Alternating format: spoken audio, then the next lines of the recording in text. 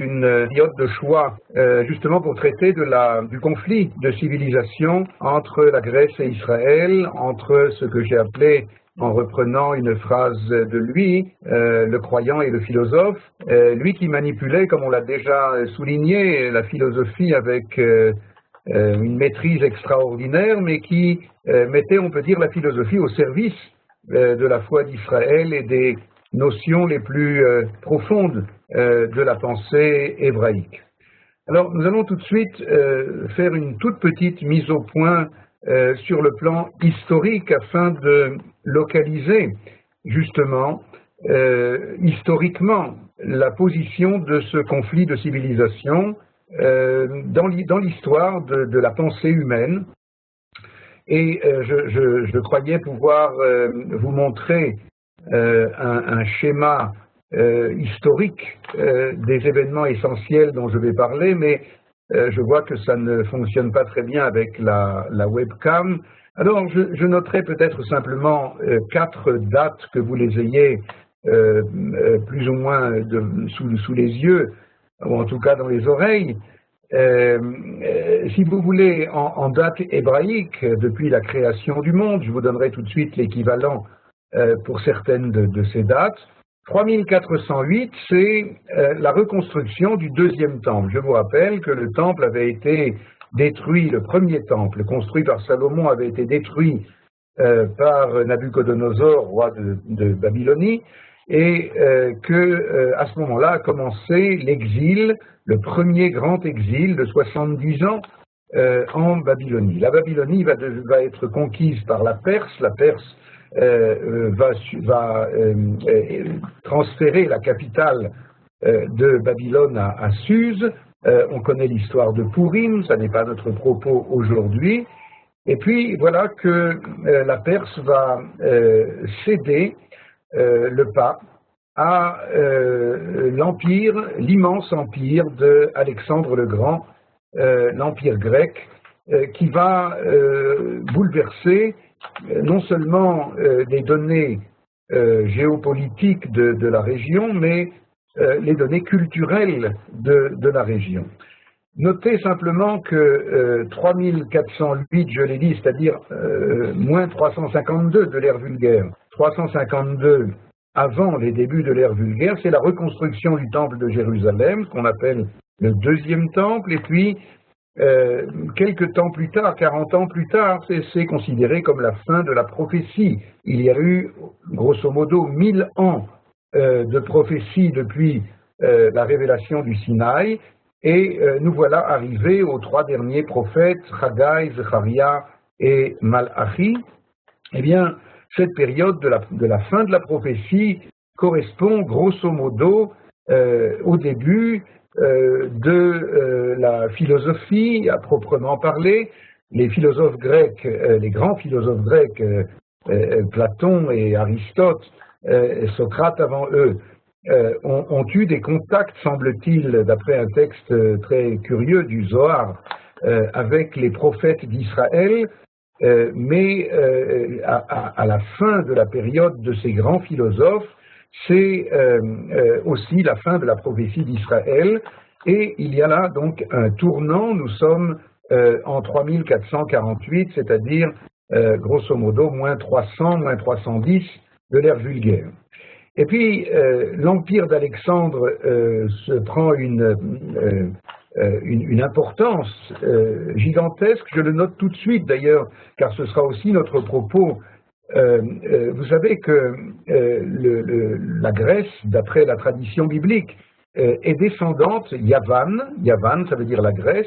Eh bien, celui qu'on appelle Yavan dans le livre de Bereshit est descendant de Yéphet. Yéphet, vous vous le rappelez, c'est l'un des 3 fils de Noé. Après le déluge, Noé a 3 fils. Ham, ça veut dire celui qui a le sang chaud, enfin si je traduis un peu librement, celui qui est immédiatement disqualifié parce que sur le plan moral, il aura une attitude tout à fait inconcevable par rapport à son père. Et puis, il reste 2 fils de Noé, à savoir Shem et Japhet. Eh bien, Shem, comme son nom l'indique, c'est le porteur du nom. C'est de nous qu'il s'agit, les Shémites, les Sémites, si vous voulez. Et puis, de l'autre côté, c'est-à-dire prétendant lui aussi à la domination culturelle de la planète, eh bien, il y a Yefet. Eh bien, Yefet veut dire à la fois étymologiquement du mot Yafé, qui veut dire la beauté, l'esthétique, mais aussi, c'est ainsi que traduit le Targum Onkelos, veut dire, comment dire, élargissement. C'est la domination quantitative du monde de la quantité, si vous voulez, qui est liée bien entendu aussi avec l'esthétique et la beauté, car l'esthétique et la beauté, qui sont le propre, comme chacun sait, de la Grèce antique, l'esthétique et la beauté sont dans la culture grecque, sont des disciplines qui exigent une maîtrise du monde de la quantité. Il y a le nombre d'or, le chiffre d'or, comment dit-on, de la perspective, etc., etc. Et il est exact, c'est pas notre propos aujourd'hui, mais ces notions que nous venons très rapidement d'esquisser, le conflit donc entre, allez, on va dire cela d'une façon un peu rapide, entre ce qui est beau, même si ce n'est pas vrai, et entre ce qui est vrai, même si ce n'est pas beau, Shem est du côté du vrai. Il est porteur du nom, de la tradition du Inyan Eloki, de la tradition divine qui a été transmise de génération en génération. Alors que Yefet, lui, est du côté de l'extériorité du monde. Shem est du côté de l'intériorité du monde, du côté de l'éthique, alors que Yefet est du côté de l'esthétique du monde et de son extériorité. Voilà posés les différents termes qui seront ceux de notre étude ce soir. L'événement, et donc les deux dernières dates dont je voudrais parler, car elles vont nous servir. La première, c'est depuis la création 3515, c'est à ce moment-là que, après la disparition, après la mort d'Alexandre le Grand, comme vous le savez probablement, son empire va se diviser, se scinder en trois grandes parties, surtout deux d'ailleurs, entre les Séleucides qui vont régner essentiellement en Syrie, le régime syro-grec, et puis les Ptolémées qui eux vont régner surtout en Égypte avec Alexandrie, où nous allons en parler bientôt, se trouve une bibliothèque absolument extraordinaire qui a pour ambition de réunir, nous y reviendrons, l'ensemble de la connaissance, de la sagesse des nations du monde de l'époque, une espèce de savoir encyclopédique, si vous voulez, qui est là aussi, qui provient, si on essaye d'analyser les choses, d'une immense volonté de domination, y compris de domination de la culture, de la science, de la sagesse de façon générale. Eh bien, ces deux dynasties, celle des Ptolémées et celle des Séleucides, vont se combattre, et tour à tour, la Judée, qui nous intéresse au premier chef, la Judée va être prise et reprise par l'une ou l'autre de ces branches héritières de l'empire d'Alexandre, maintenant qui se désagrège. Eh bien, c'est à ce moment-là, 3515 depuis la création, qu'a lieu un événement très important dont nous allons parler, qui est la traduction de la Bible en grec. C'est ce qu'on appelle en français la traduction des Septante au nom des 70, je ne sais pas des Belges à ma connaissance, mais bien que ça s'appelle Septante, mais c'est parce qu'il y avait 70, selon d'autres sources 71, et même selon d'autres sources 72, mais enfin il y avait grosso modo 70 sages d'Israël qui se sont vus ordonnés ou peut-être proposés, selon qu'on lit cela dans des textes juifs ou dans les textes grecs. Dans les textes grecs, c'est beaucoup plus une atmosphère beaucoup plus conviviale. Dans les textes hébraïques, c'est beaucoup plus abrupt. Eh bien, dans ces 70 sages d'Israël, ou 72, se sont vus demander de traduire la Bible en grec. Nous aurons à nous demander, avec Manitou, quelle était l'intention de cette traduction. On verra un texte très important à ce propos. Et puis, dernière date, 3622, donc environ 100 ans après cette traduction initiée par un des rois Ptolémée, un des rois de la dynastie Ptolémée, une centaine d'années plus tard, 107 ans exactement, c'est l'événement majeur de Hanouka, c'est la victoire des Asmonéens, cette fois sur la dynastie Séleucide qui entre-temps, Antiochus, qui entre-temps a pris la direction, le pouvoir sur la Judée des Juifs. Voilà donc très rapidement quelques points de repère historiques et qui, comme vous le voyez, ne sont pas seulement historiques, mais à proprement parler, nous situent le conflit culturel qui va nous occuper. Alors, Manitou, dans un texte qui est un texte manuscrit d'ailleurs, qui n'a pas été imprimé jusqu'au moment où il l'a été dans le livre Kimitzion dont je vous ai déjà parlé. Kimitzion, ce recueil en français, deux volumes, dans le volume numéro 2 qui traite essentiellement des fêtes du calendrier hébraïque. Eh bien, ce texte manuscrit non daté qui s'appelle « Une tradition non écrite » va justement parler de ces événements dont auxquels nous avons fait allusion il y a quelques minutes. Alors, Manitou dit, bien sûr, Hanouka, tout le monde sait, enfin tous ceux qui savent, qu'il y a une tentative de la part de l'Empire grec de dissoudre, comme il dit. C'est peut-être une manière à lui, Manitou, qui avait une sagesse du langage exceptionnelle, de parler de ce que l'on appelle généralement assimilation culturelle. Eh bien, il avait cet empire grec, en tant que culture dominante au sens propre du mot, il avait l'ambition de dissoudre toutes les cultures, toutes les sous-cultures de l'humanité.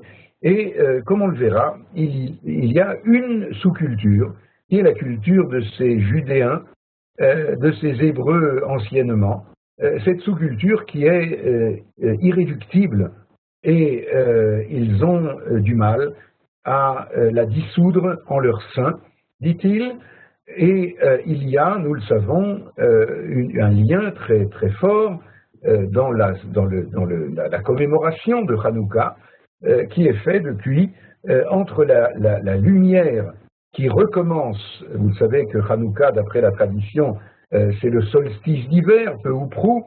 Eh bien, c'est le moment où les ténèbres sont les plus noires, la nuit est la plus longue de l'année. Ce jour-là, aujourd'hui, mais d'un autre côté, au même moment où la nuit est la plus noire, eh bien, c'est le jour, la lumière, qui commence à grignoter, si on peut dire, sur les ténèbres. Eh bien, c'est là, justement, que les sages nous ont appris qu'il faut allumer les lumières dans la nuit, comme il est dit, un peu de lumière repousse beaucoup de ténèbres. Eh bien, le lien entre ces deux notions, la notion des ténèbres de la pensée grecque par rapport à la lumière de la pensée d'Israël, de la foi d'Israël, de la croyance d'Israël, avec les lumières qu'on allume justement en ce jour, le lien, évidemment, est direct, et c'est celui qui est fait dans la plupart des textes traditionnels, midrashiques, talmudiques et autres. Pourtant, et là j'en viens maintenant au sujet lui-même, pourtant Manitou met le doigt sur une difficulté qui est tout à fait particulière à la fête de Hanouka. Alors que toutes les autres fêtes du calendrier, j'insiste, même Purim, qui pourtant est elle aussi une fête que l'on appelle des Rabbanan, c'est-à-dire instaurée par les sages. Eh bien, alors que même Purim a droit à un traité talmudique à lui tout seul, a droit, avant un traité talmudique, à un livre entier, la Megillat Esther, bien sûr, dans le canon biblique. Eh bien, contrairement à Purim même, sans parler des 3 fêtes de pèlerinage, il n'y a aucun livre dans les 24 livres de la Bible, il n'y a même aucun traité talmudique qui traite de Hanouka. Il n'y a même pas d'ailleurs de Mishnah à proprement parler qui traite de Hanouka. Alors c'est vrai, il y a, je ne sais pas, 2 pages et demie à mon avis. Johan, qu'en dis-tu, toi qui a déjà traversé le Talmud? Oui. 2 pages et demie, je pense, dans le traité de Shabbat, dans les pages 20-21 de Shabbat, eh bien, il y a quelques pages très parcimonieuses, pourrait-on dire, au détour, et c'est ce que signale Manitou dans ce texte, au détour d'une discussion qui n'a rien à voir avec Hanouka, mais qui a à voir avec Shabbat. On parle là-bas des huiles et des mèches qui sont propres à allumer les bougies de Shabbat, et puis au détour de cette discussion talmudique, alors on en arrive à parler des huiles et des mèches pour les bougies de Hanouka, et à partir de là, comme si on se rappelait de demander Tanu Rabbanan, Maï Hanouka, mais enfin, qu'est-ce que c'est Hanouka? Et là, on nous raconte l'épisode de la fiole d'huile scellée du sceau du grand prêtre qui avait été retrouvée par les Asmonéens quand ils ont restauré le culte du temple qui avait été profané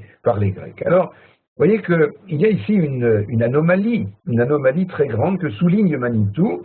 Pourquoi est-ce que la fête de Hanouka n'a pas donné lieu à un texte dans le canon biblique, ni même dans le Talmud? Manitou a même cette phrase, je la lis maintenant devant vous, comme s'il y avait une répugnance instinctive à mettre par écrit l'événement de Hanouka. Eh bien, c'est cette difficulté que nous allons maintenant approfondir à la lumière de son enseignement. Tout d'abord, il cite un texte qui justement se trouve dans le traité de Yoma, mais qui parle justement de la fête de Purim et de la différence entre Purim et Hanouka de ce point de vue-là. Ce texte, vous l'avez sous les yeux, je suppose. Je vais simplement le signaler un petit peu mieux en couleur. On va mettre ça en jaune, par exemple. Voilà. Voilà. Eh bien, c'est dans le Talmud du traité de Yoma, page 29a, pardon. Amar Rav Assi enseignait, Lama Nimshela Esther la Shachar. Là, on est en train de parler pour l'instant d'Esther, de la Megillat Esther. Pourquoi est-ce qu'elle a été comparée à l'aube dans le Midrash, dans le psaume de David qui parle de Purim et qu'on lit d'ailleurs le jour de Purim, il est dit Lam Natseach ala Yelet HaShachar. Elle est appelée la biche du matin, Esther. Alors pourquoi est-ce qu'elle est appelée le matin, l'aube? Lomar lecha, c'est pour te dire Ma Shachar sof kol halayla, af Esther sof kol hanissim. C'est pour te dire que de la même façon que l'aube c'est la fin de la nuit, de la même façon, Esther, c'est la fin de tous les miracles. Alors, en français, c'est bien parce que miracle en français, qui est une langue empreinte de christianisme, miracle, ça veut dire surnaturel. En hébreu, comme vous le savez, c'est pas notre sujet, il y a 2 types de miracles. Il y a un miracle surnaturel et puis il y a un miracle naturel, mais nous en parlerons une autre fois, probablement à propos de Purim.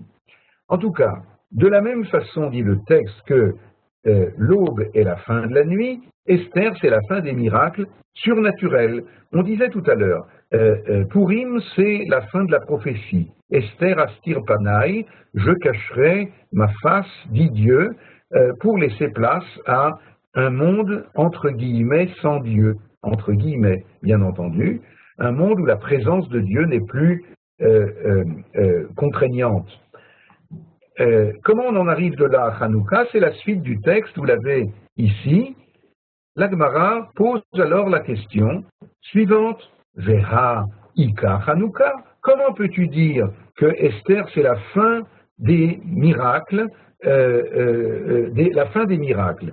Il y a encore Hanouka qui vient un peu après la période de Purim, eh bien, elle aussi est une période où finalement il s'avère que de grands miracles ont été faits pour le peuple d'Israël, aussi bien le miracle de la fiole d'huile, bien entendu, qui a duré, comme vous le savez, 8 jours, alors qu'il n'y avait de l'huile que pour 1 jour, mais aussi le miracle, comment dire, de la victoire militaire absolument incroyable, de très peu contre très beaucoup, comme on dit dans le texte du rituel de Alanissim.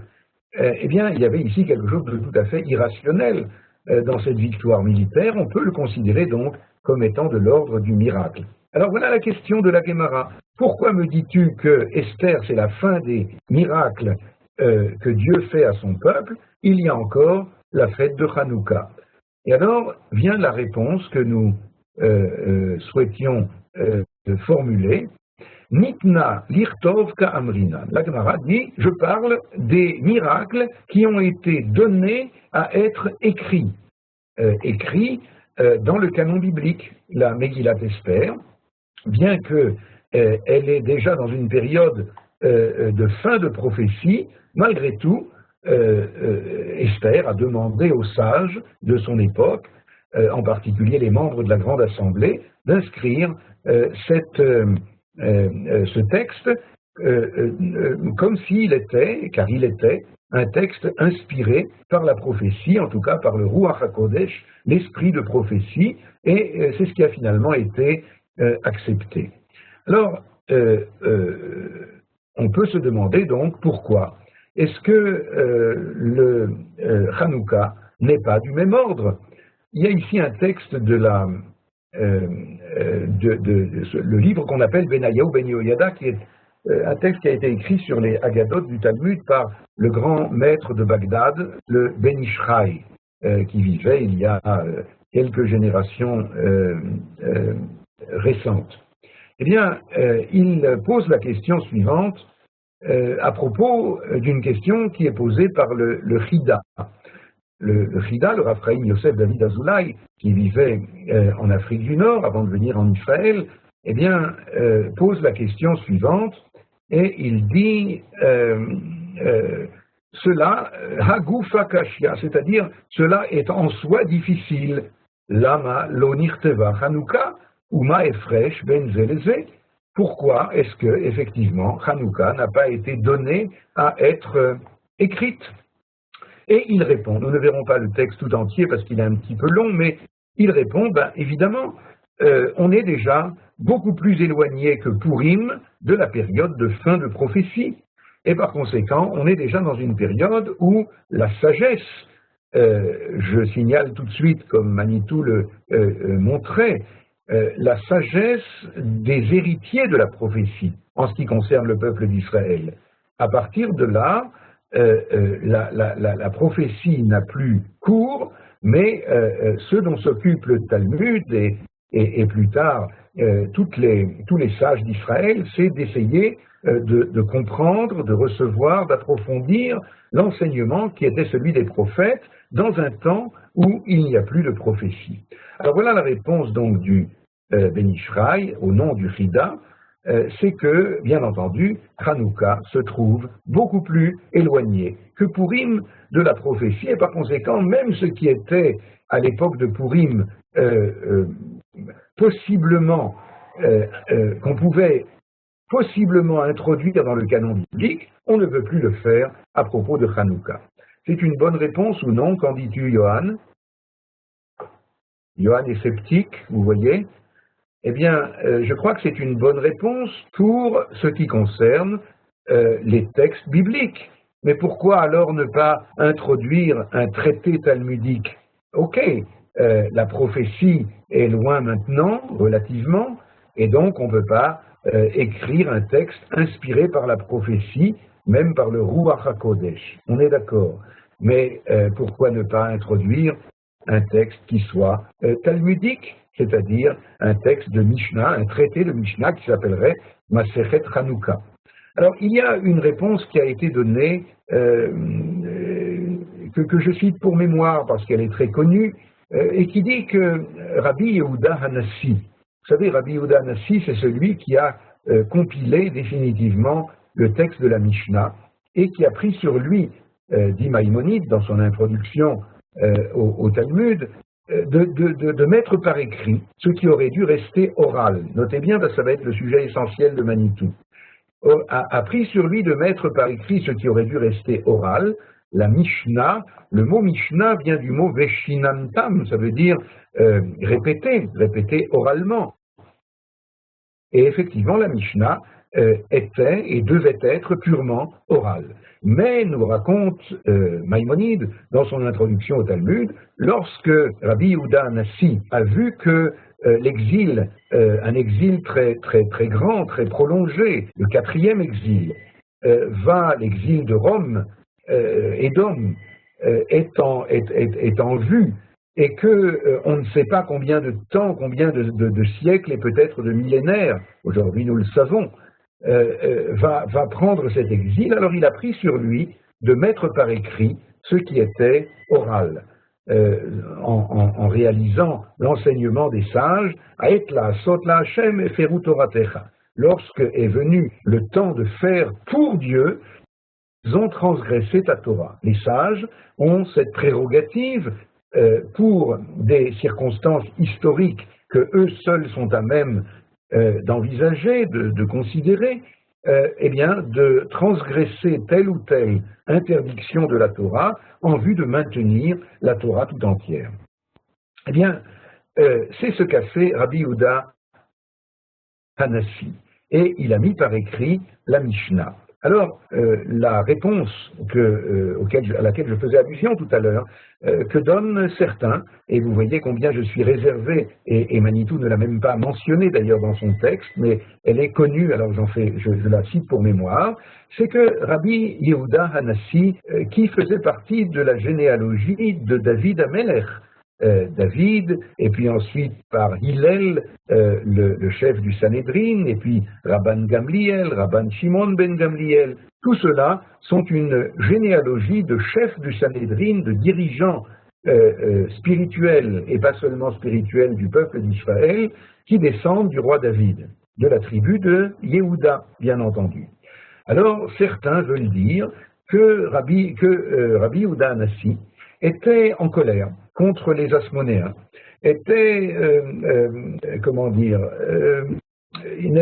n'était pas à l'aise avec le fait que les Asmonéens qui faisaient partie de la tribu de, il y a peut-être un de nos auditeurs qui voudra répondre, eh bien on dit dans Alanissim, Matityahu, Kohen Gadol, n'est-ce pas?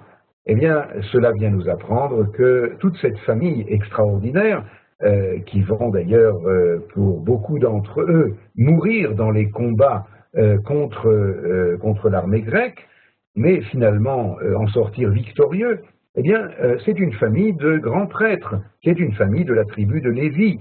Et nous savons qu'il est écrit Lo Yasur Shevet mi Yehuda, le sceptre, le bâton royal, la direction royale en Israël, le fait d'entreprendre des guerres telles que l'ont fait les Hashmonaïm, les Asmonéens, les Maccabim, eh bien, aurait dû être l'apanage de la tribu de Yehuda, dont fait partie Rabbi Yehuda Hanassi, justement. Et certains disent c'est la raison pour laquelle il n'a pas voulu écrire de traité talmudique, car il était mal à l'aise ou en colère, enfin, contre cette tribu de Lévi, des Asmonéens, qui a pris le bâton du commandement. Comme vous le savez, cela mènera d'ailleurs à une indépendance politique de à peu près 200 ans, qui finalement se terminera en catastrophe avec les rois de la généalogie hérodienne, qui va se terminer d'une façon catastrophique. Mais enfin, Nous sommes réservés par rapport à cette explication et tout cela était pour amener l'explication tout à fait originale que Manitou va donner à la question. Je rappelle la question et je vais maintenant vous lire la réponse de Manitou. La question était, pourquoi donc n'avoir pas écrit un texte talmudique, un traité talmudique en bonne et due forme concernant la fête de Hanouka? N'est-elle pas suffisamment importante? Nous savons que les sages ont instauré la mitzvah d'allumer les bougies de Hanouka pendant 8 jours, et il y a là donc une manière de noter le miracle, comme je le disais tout à l'heure, les miracles, à la nissim au pluriel, le miracle de la fiole d'huile et le miracle de la victoire militaire. Alors pourquoi ne pas lui consacrer un traité? Il y a beaucoup de halachot, beaucoup de lois qui sont liées avec cet allumage des bougies de Hanouka. Écoutez la réponse de Manitou, je vous la lis telle qu'elle, car je ne pourrais pas la redire aussi bien qu'il nous le dit. L'intention de l'identité grecque de ce temps, aux prises avec le fait Israël, n'était pas seulement de couper les Judéens, qui deviendront les Juifs, des contenus de leur culture propre. Le judaïsme comme pratique de vie, rite, conception du monde et style particulier de la ferveur humaine, leur but était bien plus total. Il s'agissait pour eux de couper les Juifs de leur mémoire hébraïque nationale afin d'empêcher à tout jamais que le judaïsme comme fidélité à l'être hébreu ne réapparaisse un jour. Ils ne se bornaient pas à séparer les disciples de leur maître, mais ils visaient à couper les fils de leur père.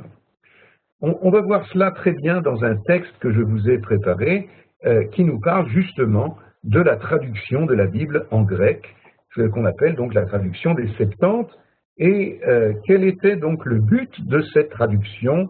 Nous verrons que c'est un but qui n'est pas clair, qui n'est pas clairement établi.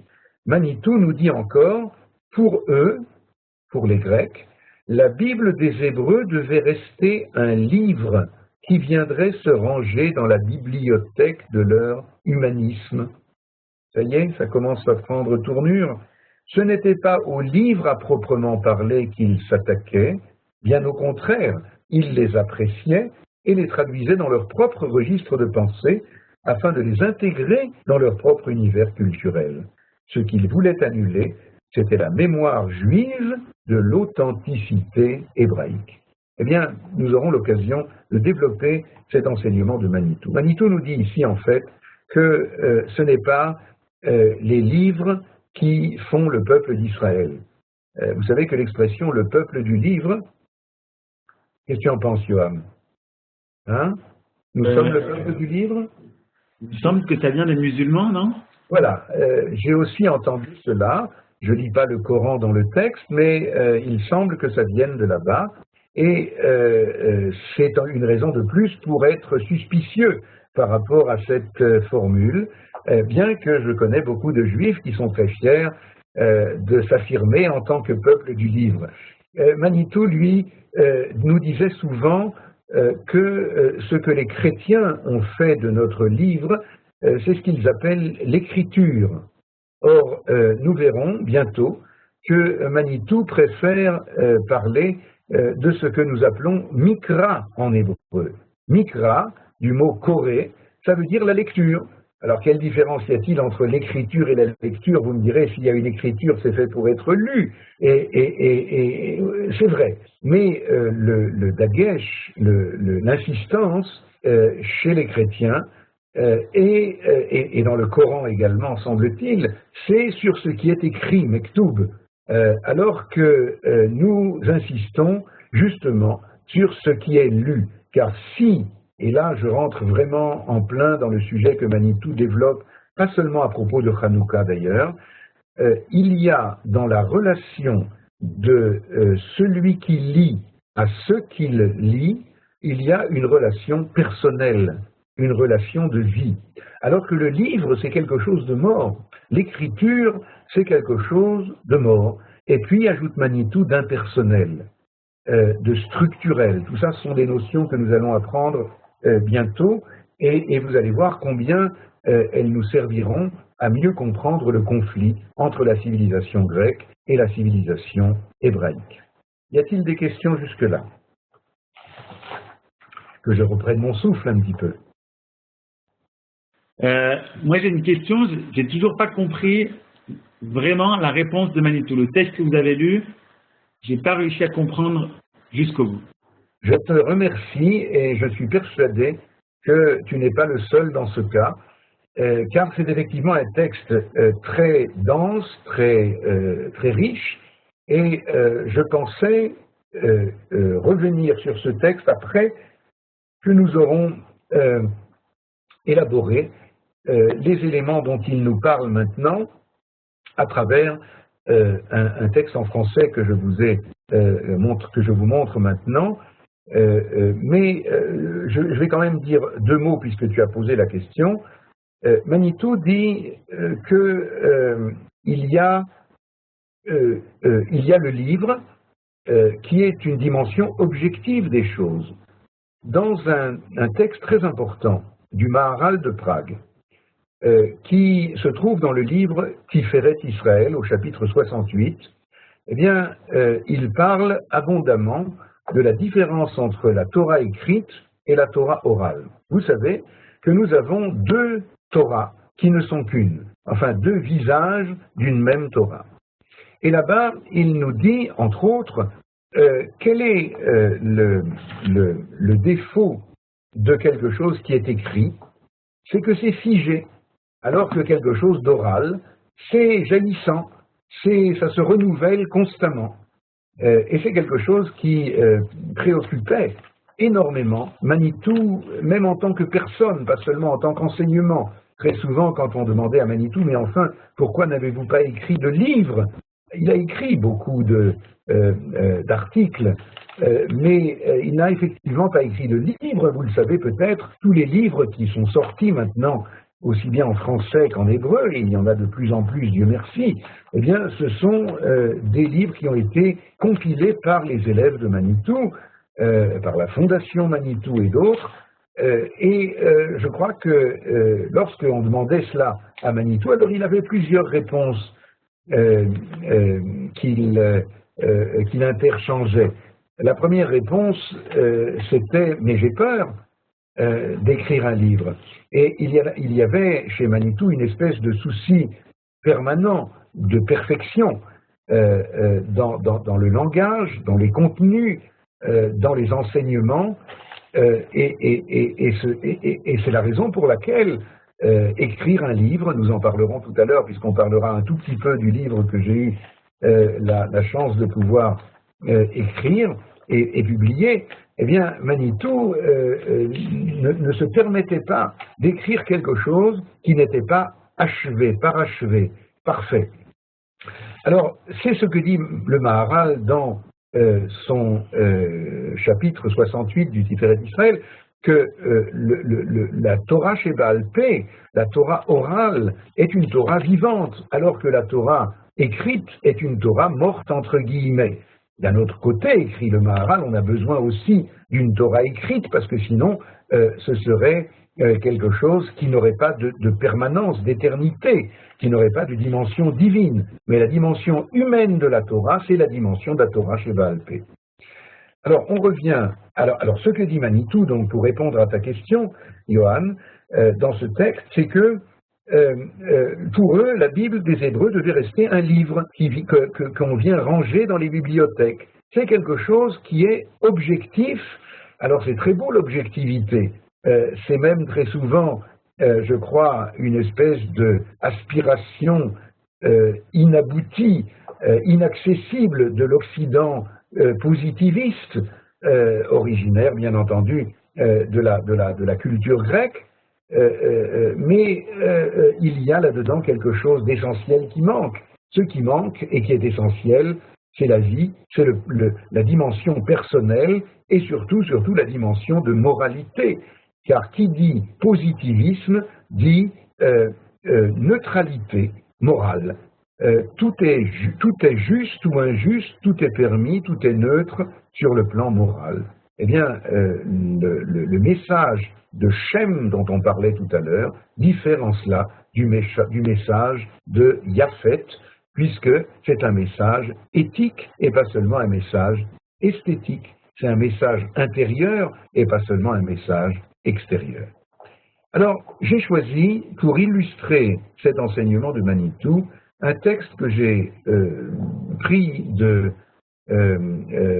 l'anthologie juive d'Edmond Flegg, que vous connaissez peut-être.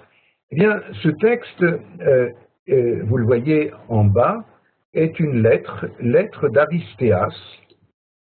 Aristéas, d'après ce que l'on sait, était l'écrivain de cour, je ne sais pas comment on dit cela, l'écrivain du roi Ptolémée, de l'époque dont on parlait tout à l'heure, de la traduction de la Bible en grec. Et il vient, dans cette lettre, nous raconter, la lettre en question est beaucoup plus longue que cela, j'ai pu la lire dans son original, en tout cas traduit en hébreu, mais il y a ici l'essentiel, et cette lettre raconte justement l'événement de la traduction de la Bible en grec. Alors, on va la lire ensemble rapidement, et puis vous allez me dire, peut-être, si j'ai la chance après d'entendre votre voix, vous allez me dire quels sont les mots-clés ou les expressions clés qui vous semblent importants. Regardez. Démétrius de Phalère, préposé à la bibliothèque royale d'Alexandrie, recevait de grandes sommes pour réunir si possible tous les livres du monde. Nous y voilà, n'est-ce pas, ce que Manitou nous disait. La culture grecque est une culture livresque à proprement parler, et vous allez voir, un jour le roi Ptolémée lui demanda, en ma présence, combien il avait de volumes. On a donc le roi Ptolémée, on a le grand bibliothécaire d'Alexandrie, qui répond en présence de ce Aristéas, plus de 200 000 au roi. Je ne sais pas si vous vous rendez compte, mais à l'époque, 200 000 ouvrages, c'est quelque chose d'absolument faramineux.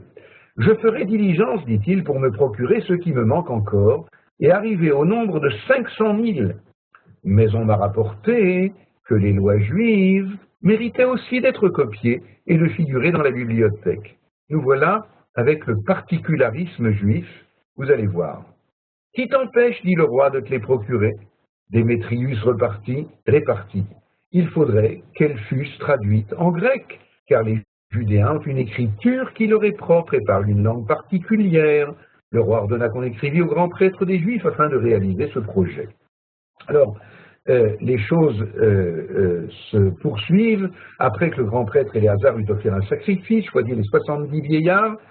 Rappelez-vous que 70, c'est l'indice de la multiplicité, les 70 nations du monde, etc.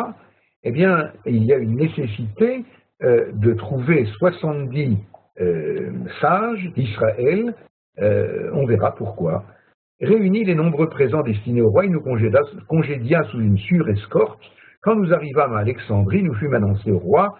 Lorsqu'il nous vit entrer avec les présents et les rouleaux de parchemin sur lesquels la loi était écrite, le roi interrogea les vieillards sur leurs livres. Après qu'ils les eurent déroulés, il s'en approcha, c'est les Sifrei Torah, s'inclina 7 fois et dit « Homme, je vous remercie, mais je remercie davantage celui qui vous envoie, celui... Je passe parce que vraiment, c'est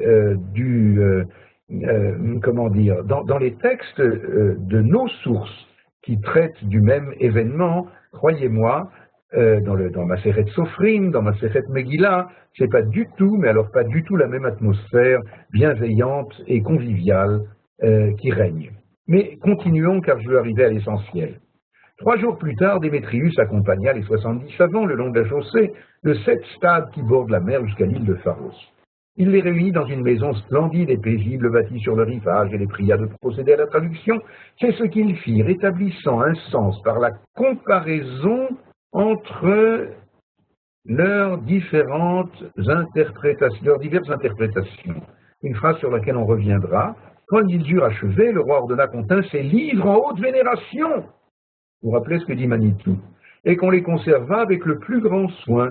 Puis il invita les traducteurs à revenir souvent le voir, les assurant qu'il les traiterait en amis et leur donnerait des marques de son estime. Eh bien, cet événement, qui d'ailleurs dans nos sources à nous, fait l'objet du jeûne avec un accent circonflexe, le jeûne du 10 Tévet.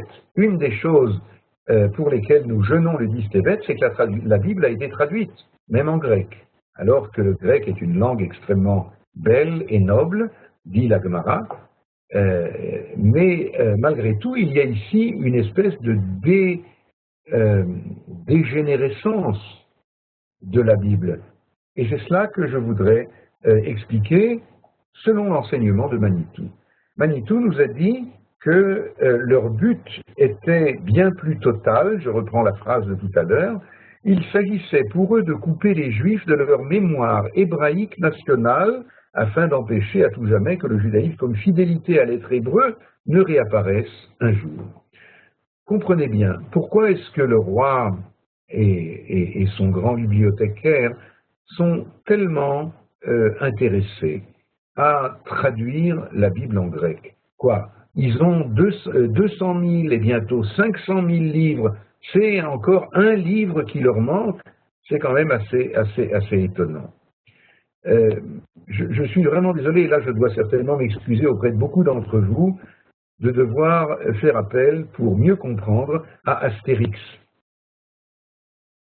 Voilà, j'espère que vous continuerez à me prendre au sérieux un petit peu tout à l'heure, bien que je me rappelle que il y a bien longtemps, bien longtemps, je crois tout au début que j'ai connu Manitou, il m'a donné cette indication, moi qui voulais approfondir un petit peu mon étude.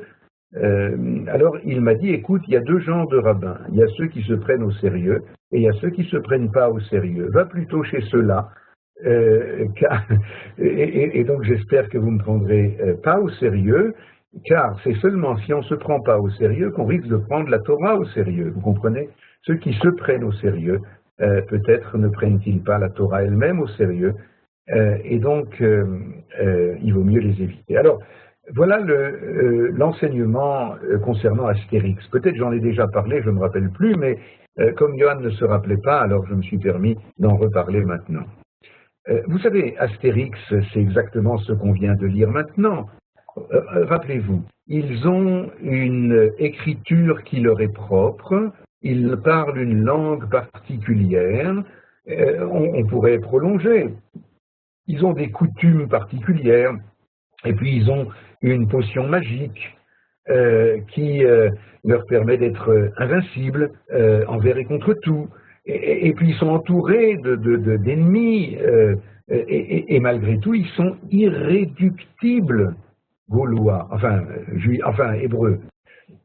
Vous voyez, donc, c'est pas pour rien que Goscinny a découvert vers la fin de sa vie qu'effectivement, il était d'origine juive et qu'il se l'était caché à lui-même et que finalement, il a découvert et fait découvrir quelles étaient les origines d'Astérix, qui n'est qu'une espèce de parabole finalement de notre histoire.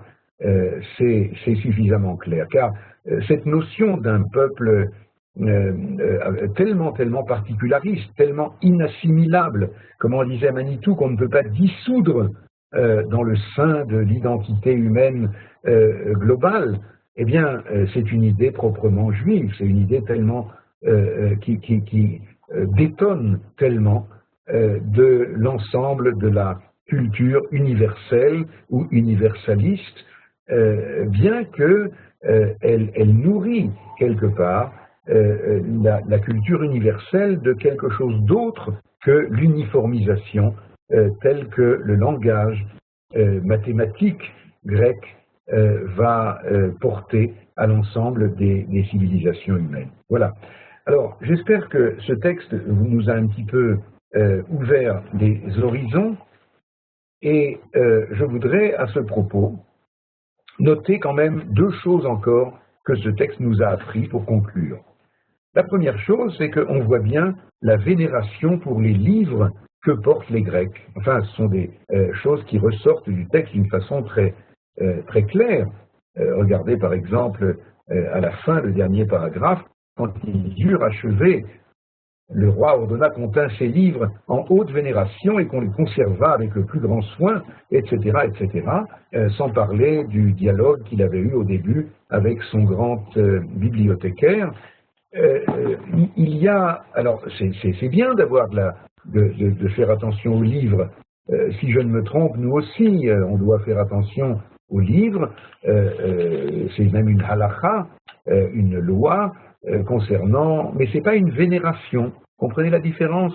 On doit les conserver parce que c'est eux qui vont nous permettre d'accéder à la dimension orale de ce qui est écrit. Est-ce que c'est clair? C'est pas le livre qui a une valeur vénérable, c'est le contenu du livre.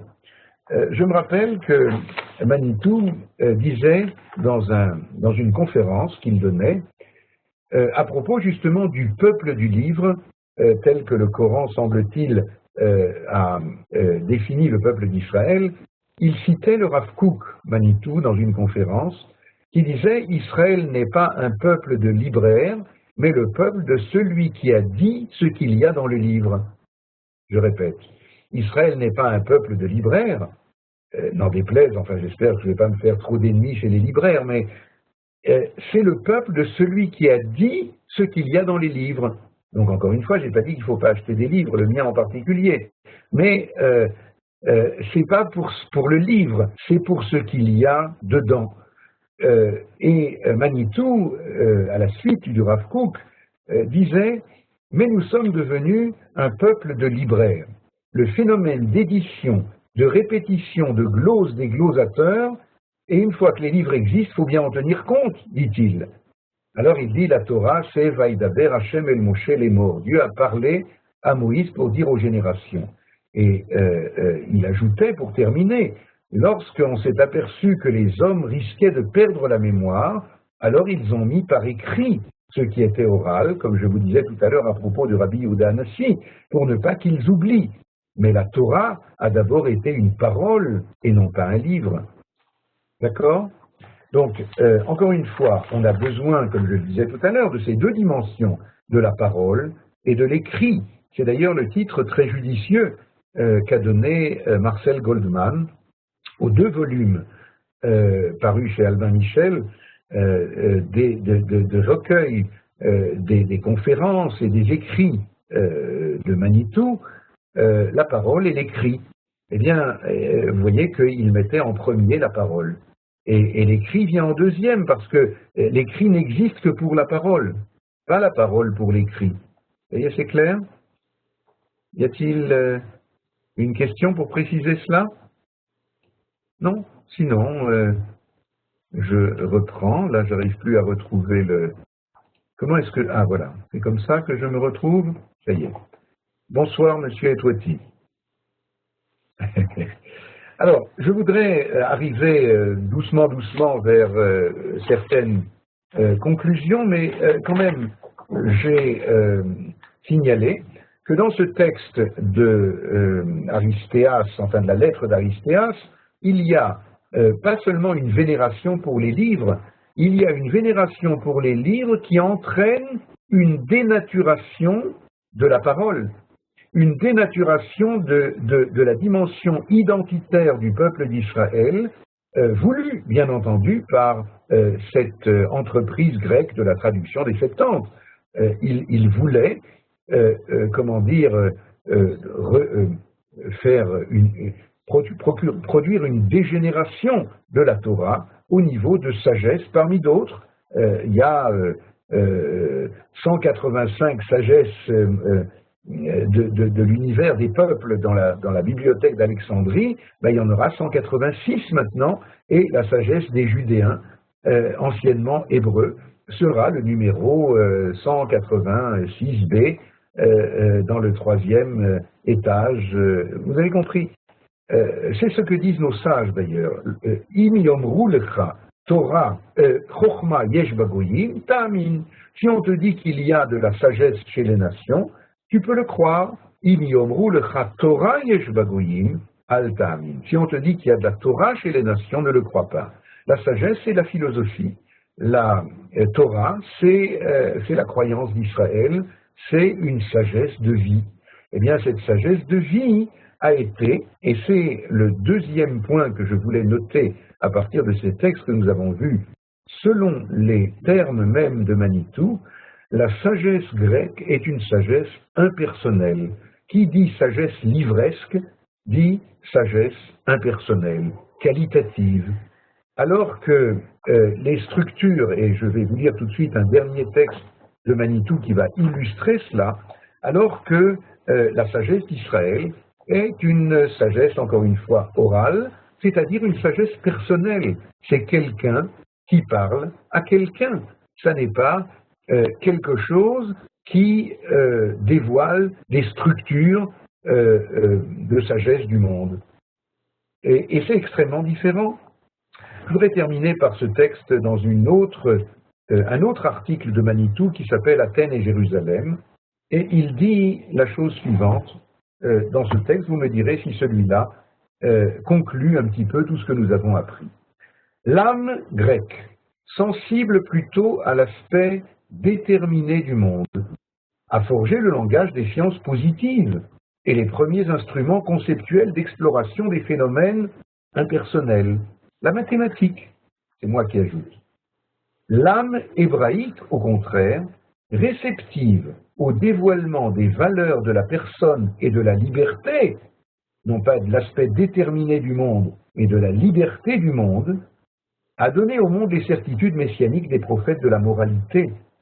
Toutefois, alors que le juif capable lui aussi de faire progresser les sciences du phénomène déterminé, mais il y voit dans sa ferveur propre le dévoilement de la volonté de Dieu comme créateur du monde. Manitou dit, bien sûr, il y a beaucoup de juifs qui sont des scientifiques. On n'est pas obligé, parce qu'on est juif, d'être ignare sur le plan scientifique, et au contraire, on peut même avoir le prix Nobel de physique ou je ne sais pas quoi. Seulement, lorsque, regardez Einstein, regardez d'autres, lorsque un juif, en tant que tel, fait progresser les sciences du phénomène déterministe, c'est parce qu'il y voit le dévoilement de la volonté du Créateur. Alors le grec, pour sa part, termine Manitou, lorsqu'il s'occupe à sa manière de philosophie et de morale, c'est aller dans l'autre sens, vous avez compris, lorsque le grec de l'extériorité veut aller vers l'intériorité de la philosophie et de la morale, il y introduit la désespérance et l'obscurité d'un univers tragique où la personne elle-même se trouve réduite à des structures impersonnelles. Est-ce que c'est clair? Je crois qu'on ne peut pas être plus clair, même si ce sont des choses des notions auxquelles on n'est pas habitué, mais je crois qu'il faut les méditer parce que Manitou vraiment nous ouvre ici des horizons qui nous permettent de mieux saisir finalement ce qui se passe dans les cultures héritières de la Grèce antique, à savoir les cultures gréco-romaines occidentales qui développent encore une fois une espèce de neutralité pas bienveillante, comme on dit en français, neutralité bienveillante. C'est pas du tout bienveillant la neutralité, car la neutralité veut dire l'imposition de structures impersonnelles là où il y aurait place pour une relation personnelle. Pour ceux qui connaissent un petit peu ces choses-là, eh bien, c'est ce que les kabbalistes appellent le cercle et la droite. En hébreu, Aigulin ve Yosher. Et d'ailleurs, je ne vous cacherai pas que c'est l'article le plus pointu de Kabbale explicite que Manitou a écrit en français d'ailleurs, s'intitule Le cercle et la droite, justement à propos de Igoulim ve Yosher. Igoulim, cela représente le cercle, cela représente la figure de la nature aveugle, la nature telle que on vient d'en parler maintenant à propos de la culture grecque, une nature qui est d'un côté objective, mais en même temps impersonnelle. L'homme, pour ainsi dire, n'existe pas dans un monde tel en tant que personne. Alors que la droite, le Kava Yosher, eh bien, c'est lorsque il y a incursion, je ne sais pas comment on dit ça, de la volonté personnelle divine qui réside dans l'homme et qui va s'introduire dans un monde aveugle pour y rendre une dimension de vision, de lumière, c'est le cas de le dire à Hanouka, dans ces ténèbres que le cercle voulait nous imposer. Manitou, dans sa jeunesse relativement, avait étudié à Paris avec Lévi-Strauss. Lévi-Strauss, qui, comme vous le savez, a été le chantre, le gourou du structuralisme, et depuis, Manitou avait développé des anticorps, je ne sais pas comment on dit ça, contre cette sagesse structuraliste qui fait pratiquement abstraction de la personne humaine et donc de la moralité humaine. Et c'est la raison pour laquelle il va, dans ce que nous avons essayé ce soir de développer, il va nous apprendre les sources, les racines de ce mal qui concerne de façon très, très large, je crois, la culture occidentale, et qui est d'avoir une attitude, encore une fois, de neutralité parfaite concernant l'éthique, concernant les valeurs morales, et au contraire, l'hébraïsme, dont Manitou dit à plusieurs reprises que l'Occident est en mal d'hébraïsme, est en recherche d'hébraïsme, mais il est évidemment un petit peu hésitant par rapport à cela. Eh bien, l'Occident, finalement, viendra interroger le peuple d'Israël sur ses données de vie. Voilà, je crois que c'était ce que je me proposais de voir avec vous. Peut-être une dernière chose concernant ce que Johan nous a dit tout à l'heure sur le livre que j'ai pu écrire et qui est en vente lorsque nous allons commencer bientôt la lecture des premiers chapitres du livre de l'Exode, de Shemot, puisque c'est le thème de ce livre qui s'appelle « Naissance d'Israël, le printemps du monde ». Ce livre qui est paru il y a à peu près 3 ans est en vente. Il suffit de m'envoyer un mail, tu nous diras où tout à l'heure. Et je voudrais simplement faire le lien, puisque nous avons dit tout à l'heure que Manitou avait quelque chose contre la culture livresque, lui qui était tout entier Torah Sheba Alpé, tout entier culture orale. Pourtant, il dit quand même que lorsque on a vu que la Torah orale risque d'être oubliée, alors il a bien fallu la mettre par écrit. Et bien modestement, c'est ce que j'ai essayé dans ce livre, qui se termine d'ailleurs par un chapitre entier de Manitou, un chapitre sur l'espérance d'Israël, l'espérance messianique d'Israël. Eh bien, ce livre est une espèce de tentative de mettre par écrit les enseignements que j'ai compris de Manitou sur la naissance d'Israël, c'est-à-dire la sortie d'Égypte et les premiers chapitres du livre de Shemot. Voilà. Toda Rabba à vous, Ravatoun. Comme vous le savez, c'est maintenant à vous, chers auditeurs, de poser votre question ou de donner une remarque par rapport à ce que vous avez entendu. Je vous laisse la parole pour poser des questions au Ravatoun. Il est là pour répondre. Là. Qu'est-ce que j'ai fait là? Oulala. Ah. Les TDA, alors je vois que tout était clair, malgré que c'était des choses qui étaient profondes et intéressantes. Baruch Hashem, le message a réussi à passer. Merci beaucoup Ravatoun. J'aimerais m'excuser auprès des participants s'il y a eu un malentendu au niveau de l'horaire. Et de toutes les manières, le cours a bien évidemment été enregistré, donc vous pouvez le retrouver sur notre site. Et je vous invite à la prochaine conférence spéciale. Voilà, vous le voyez à votre gauche. Donc ce soir, on a eu le plaisir d'écouter le Ravatoun. Et on aura le plaisir... La semaine prochaine, Johan, n'est-ce pas? Il n'y aura pas de cours, c'est ça? C'est ça. Ok, c'est bien. Donc, pas de cours la semaine prochaine du Ravatoun, mais nous, on se retrouvera jeudi. Il y aura peut-être des cours dans la semaine, mais comme c'est Hanouka, demain, on aura déjà le cours de Madame Marouani. Si Dieu veut, c'est pas encore sûr parce que son mari est à l'hôpital, mais si Dieu veut, elle fera cours demain sur la prière, comme d'habitude, Madame Marouani. Donc demain à 20h, heure israélienne. On aura peut-être d'autres cours dans la semaine, mais on aura une conférence spéciale du docteur Eli Bodbod, donc c'est mon père, qui donnera un cours sur Hanouka, aide-toi, le ciel t'aidera. Ce sera un cours avec c'est le thème du cours, et j'enverrai même des psukim sur lesquels vous devrez réfléchir avant le cours. Comme ça, on pourra commencer le cours avec un dilemme, avec une question. Vous pourrez apporter déjà des fiches de réponse par rapport au psukim que mon père Eli Bodbol aura envoyé au préalable. Voilà, je vous souhaite un Chanukah Sameach. Merci beaucoup à vous tous de votre participation. J'espère que la prochaine fois, ce sera une participation active. Pas que ça reste dans les livres, objectif, mais que ce soit vivant, plus vivant. Personnel. Exactement. Si tu nous donnes les bonnes horaires, il n'y a pas de problème. Besséder. Toda Rabba, Chanukah Sameach à vous tous. Johan, notre cours commence toujours à 8h30 de toute façon. Oui, mais apparemment dans le mail, j'ai fait une erreur et j'ai écrit que c'était à 8h30 heure française. Ah, d'accord. Donc, qu'est-ce qu'ils nous disent? Toda Rabba, voilà, j'ai vu qu'il y avait des nouvelles personnes. Un grand merci à vous tous. Et donc, si vous avez apprécié, c'est un cycle de cours avec le Rav Atoun sur les enseignements de Manitou, qui est donc là tous les dimanches soirs. Et on se retrouve, si Dieu veut, donc jeudi soir, pour le cours avec Eli Bodbol. Toda Rabba, Chanukah Sameach à vous tous. Chanukah Sameach, à bientôt. Sameach.